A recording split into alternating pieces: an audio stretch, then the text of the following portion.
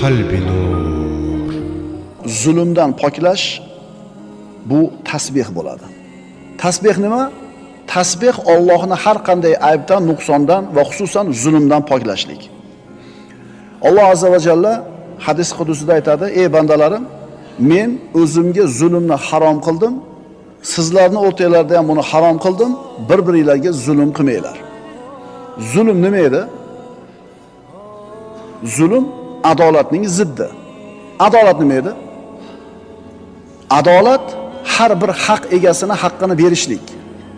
Zulm mana shu haq egasini haqqini ado qilmaslik. Alloh taolo hech qachon hech kimga misqoli zarra zulm qilmaydi. Nimaga loyiq bo'lsa, shuni beradi. Agar bir bandaga jazo bergan bo'lsa, shunga loyiq bo'ladi u. Endi Alloh taolo bir bandaga mukofot bergan bo'lsa, unga fazl ko'rsatgan bo'ladi.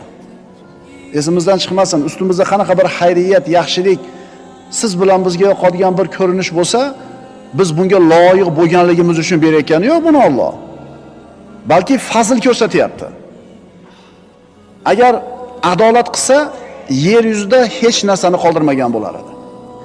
Qiyomat kunida Alloh taolo adolat qilsa, hech kim jannatga kirmaydi. Bizi qilayotgan savobli amallarimiz bu jannatning mukofoti, jannatning xizmat haqqi emas. Jannatga Allohning fazli bilan kiramiz. Qilgan amallarimiz ana shu jannatdagi darajamizni belgilaydi. Demak, Alloh taoloni zulmdan poklashligingiz bu tasbih bo'ladi. Alloh taolo hargiz bandalariga zulm qilmaydi. Mana bir qancha oyatlarni o'qiymiz. Astagfirullah, la zulmal yawm. Bu kunda hech kimga zulm qilinmas. Qiyomat kunida hech kimga Alloh zulm qilmaydi. Fama kana Allohu liyazlimahum. Bas Alloh ularga zulm qilguvchi bo'lmadi. Bir qavmni balo bilan, ofat bilan qirib, yakson qilib yo'q qilgan bo'lsa, orqasidan aytayapti Alloh taolo, Alloh ularga zulm qilgani yo'q. Ular o'zlariga o'zlari zulm qilishib oldi. Wala yuzlamuna fatila. Qiyomat kunida ularga qilchalik zulm qilinmas.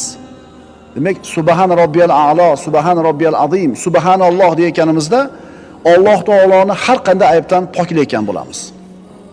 Astagfirullah.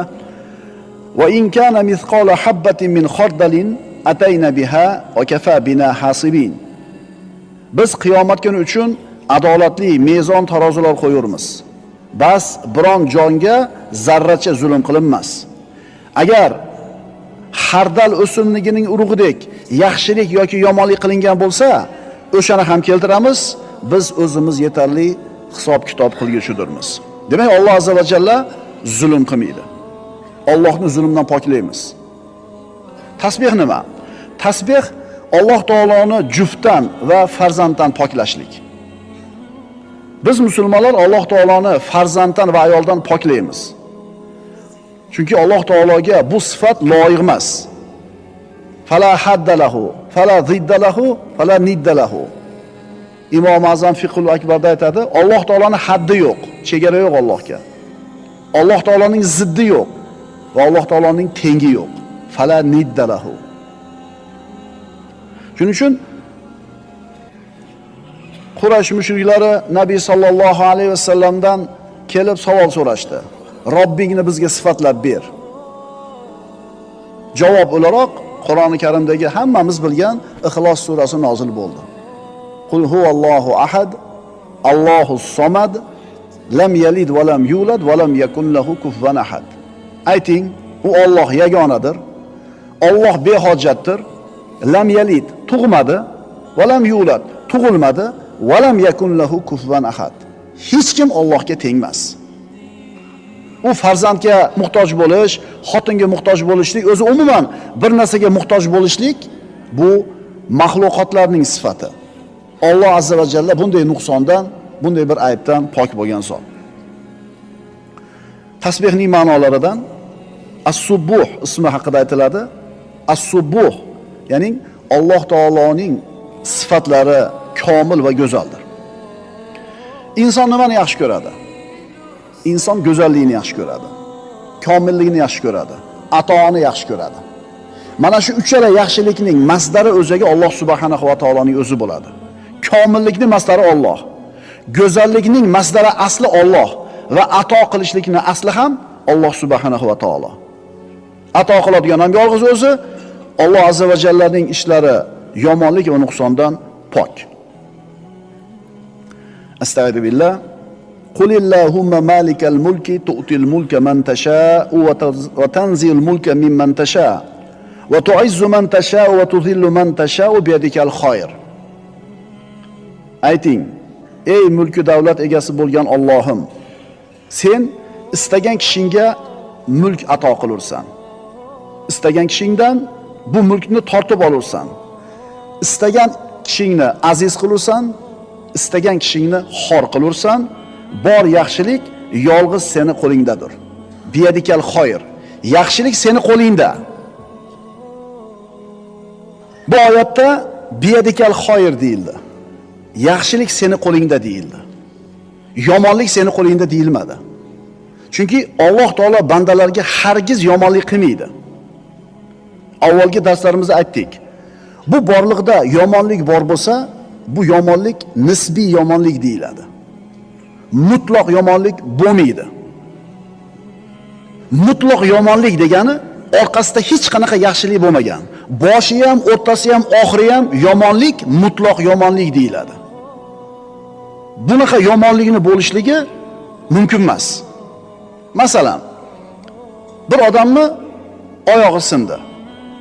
Bu mutlaq yomonlikmi yoki nisbiymi? Nisbiy. Chunki oyog'i singanda zarar bo'lsa, endi ko'chaga chiqa olmaydi, gunoh ma'siyatdan ham tiyildi. Orqasida nimasi bor? Foydasi bor. Bir odam kasal bo'ldi. Yomonlikmi? Yomonlik. Yaxshiligi nima? Gunohlariga kaforat bo'ladi. Bir odamning katta miqdordagi pulini birov tortib oldi, g'asb qildi, zulman tortib oldi. Bermay qo'ydi. Yomonlikmi? Yomonlik. Yaxshiligichi? Qiyomatga qoldi. O'zi o'tkiz olmasdan buncha miqdordagi pulni, to'g'rimi? Ko'ryapsizmi? Bu dunyoda bo'layotgan yomonliklar mutlaq yomonlik deyilmaydi. Bu nisbiy. Har qanday yomonlik orqasida nima bor? Bitta yaxshilik bor. Mana shu borliq samo bo'lsin, quyosh bo'lsin, osmondagi sayyoralar bo'lsin, yer bo'lsin, suv bo'lsin, borliq. Alloh yaratgan mahluqotlarning hammasi Allohga tasbih aytadi. Lekin biz ularning tasbihini tushunmaymiz. Astagfirullah. Tusabbihu lahu as-samawati as-sab'u wal-ard wa man fihin va in min shay'in illa yusabbihu bihamdihi walakin la tafqahuna tasbihahum. 7 osmon, yer va ulardagi bor jonzot Allohni poklar. Allohga tasbih aytadi. Mavjud bo'lgan barcha narsa hamd va sano aytish bilan u zotni poklar. Lekin sizlar ey insonlar, ularning tasbih aytishlarini, poklashlarini anglamassizlar. Dar haqiqat u halim va mag'firatli bo'lgan zotdir. Birodalar, nimaki bor bo'lsa bu borliqda. Alloh taolo yaratgan mahluqotlarning hammasi tasbih aytadi. Faqat ularning tasbihi qanaqa ekanligini biz tushunmaymiz. Ehtimol shamolni, daraxtlarni qimilatayotganligi shamolning tasbihidir. Shu shamolda daraxtlarni chayqalayotganligi tasbihidir. Dengizni to'lqinlanayotganligi tasbihidir. Hayvonlarni Alloh o'rgatgandek, ilhom bergandek ish yuritishligi tasbihdir.